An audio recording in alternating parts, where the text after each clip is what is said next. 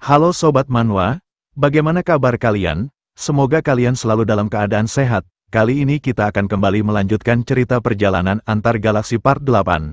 Bagi kalian yang belum menonton part sebelumnya, silakan cek playlist yang telah Mimin buat. Kalau sudah langsung saja kita lanjut ke ceritanya.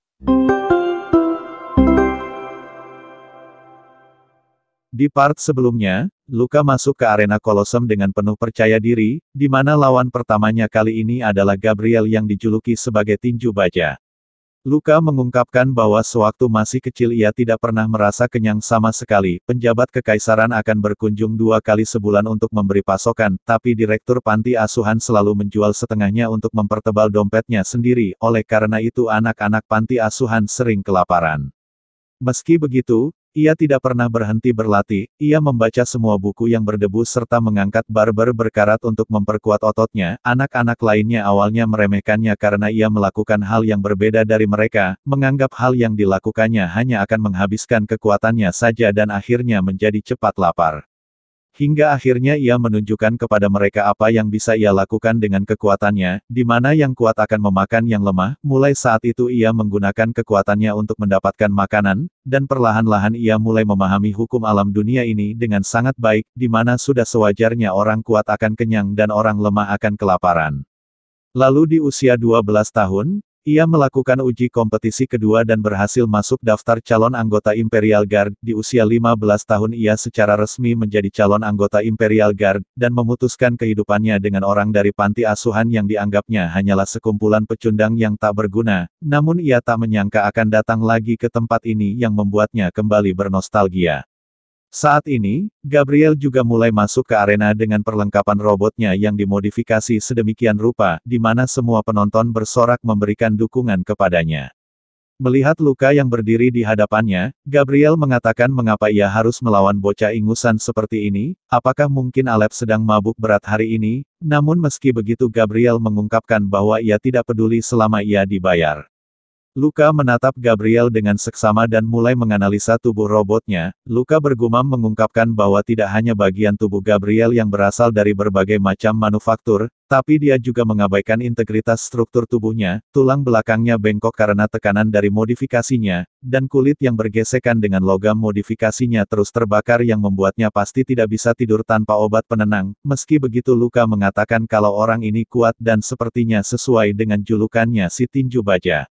Melihat Luka yang terus menatapnya, Gabriel pun mendekatkan wajahnya dan menanyakan apakah Luka menyukainya dan ingin tidur dengannya malam ini. Luka hanya tersenyum memperingati Gabriel bahwa sepertinya Gabriel akan perlu seorang asisten mulai hari ini, karena sebentar lagi dia akan menjadi orang cacat.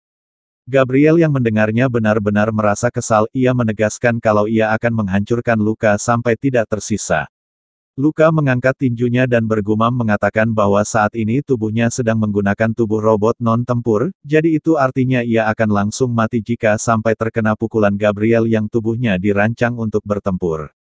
Ketika pertarungan dimulai, Gabriel dengan cepat melesat muncul di hadapan Luka bersiap mengayunkan tinjunya. Hantaman keras seketika terjadi mengenai lantai arena di mana Luka berhasil menghindari serangan tersebut. Di waktu yang bersamaan Luka juga langsung melancarkan serangan balik dengan tendangannya. Namun tendangan itu hanya menggelitik Gabriel yang membuatnya tersenyum kegirangan menanyakan apa yang sedang Luka lakukan. Luka juga tersenyum sambil bergumam mengatakan bahwa jika saja ia menggunakan perlengkapan robotnya seperti biasanya maka kepala Gabriel sudah dipastikan langsung menghilang.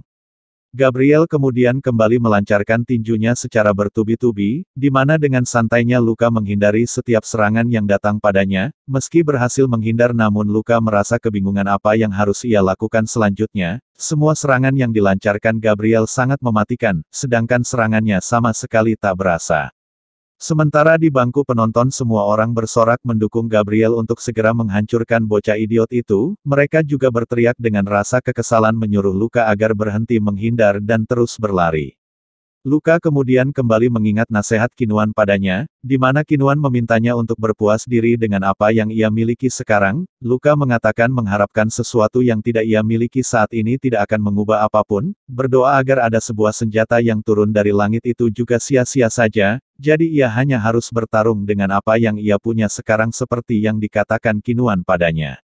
Luka bergumam mengatakan bahwa Qinhuan mengambil semua perlengkapan robotnya untuk bertempur, tapi Qinhuan tidak mengambil kemampuan matanya, yang artinya sepertinya Qinhuan tidak mengharapkan ia mengalahkan Gabriel dengan kekuatan belaka, melainkan mengajarinya untuk memanfaatkan apapun yang ia punya saat ini termasuk matanya.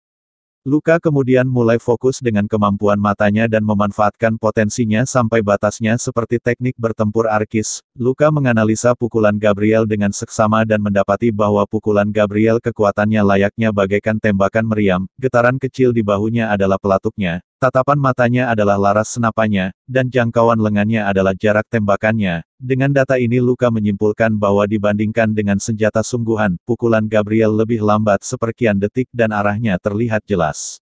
Seketika pukulan cepat Gabriel langsung muncul tepat di hadapan Luka, namun Luka berhasil menghindarinya di detik terakhir dengan sangat baik mengandalkan kemampuan matanya. Qinhuan yang melihatnya tersenyum dan mengatakan bahwa sepertinya Luka mulai mengerti.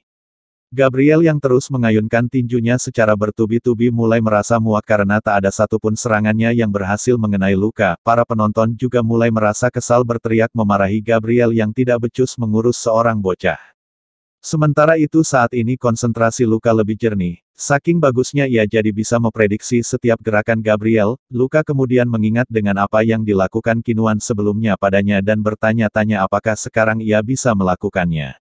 Tanpa pikir panjang Luka langsung mencobanya dengan caranya sendiri, ia meraih lengan robot Gabriel dan menggunakannya sebagai tumpuan melompat tinggi ke atas. Luka berhasil terbang ke atas di mana Gabriel dengan cepat membalik tubuhnya bersiap melancarkan serangan, namun lutut Luka dengan cepat langsung menempel di wajah Gabriel lebih dulu yang membuat Gabriel terdorong dengan wajah yang terlihat kacau. Luka tersenyum penuh bahagia sambil mengatakan kalau ini sungguh menyenangkan yang membuatnya sangat berdebar. Gabriel memegang kepalanya dengan suara berat mengatakan kalau ia tidak mengetahui trik kotor apa yang Luka baru saja gunakan tapi ia akan membuat Luka menyesalinya. Seketika Gabriel langsung menerjang cepat ke arah Luka bersiap melancarkan pukulannya menggunakan lengan kirinya yang jauh lebih cepat. Pukulan itu berhasil menggores wajah Luka namun Luka malah semakin bersemangat sambil mengatakan kalau ini sungguh sangat menyenangkan. Dengan cepat Luka langsung meraih kepala Gabriel dan memutar tubuhnya ke atas, setelah itu Luka langsung memutarnya dengan kuat sambil mengatakan jika kekuatannya kurang maka ia hanya perlu menambahnya.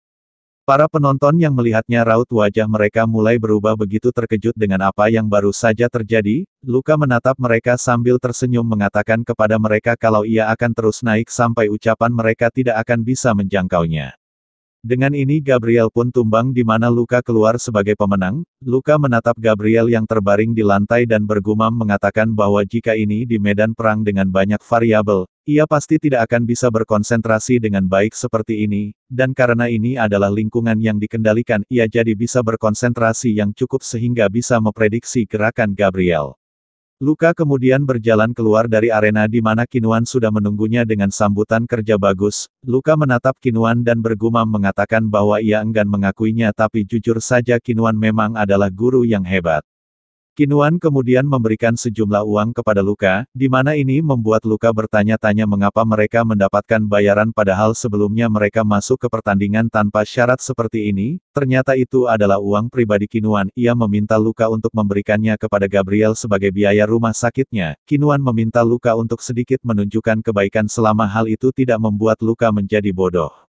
Luka menanggapinya dengan kurang baik. Ia mengatakan kepada Qinhuan kalau ia ingin menjadi seorang warrior dan bukan orang yang suka berbuat amal. Mendengarnya raut wajah Qinhuan seketika berubah. Ia dengan suara berat memberitahu Luka bahwa ia bukan membicarakan soal kebaikan ataupun kegiatan amal tapi ini soal investasi. Mereka harus membangunnya lebih awal untuk masa depan di mana mereka bisa memanfaatkannya nanti.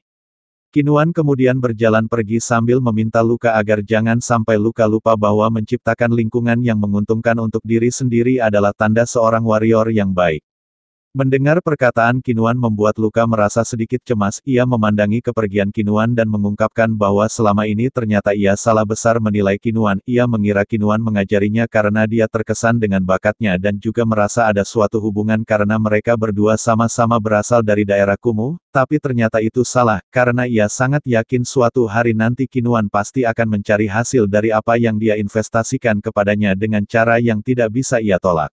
Nah mungkin sekian dulu pembahasan cerita kali ini. Perjalanan Luka baru saja dimulai, dan dunia yang penuh bahaya serta pilihan sulit menanti di depan. Apa yang akan terjadi selanjutnya? Apakah ia akan bertahan? Ataukah jalan yang dipilihnya justru menghancurkannya? Semua jawaban itu akan terungkap di episode selanjutnya. Jangan lupa untuk subscribe dan nyalakan notifikasi, supaya kamu tidak ketinggalan kelanjutan kisah seru ini. Karena petualangan luka dan misteri yang ada di dunia ini baru saja dimulai. Sampai jumpa di video berikutnya.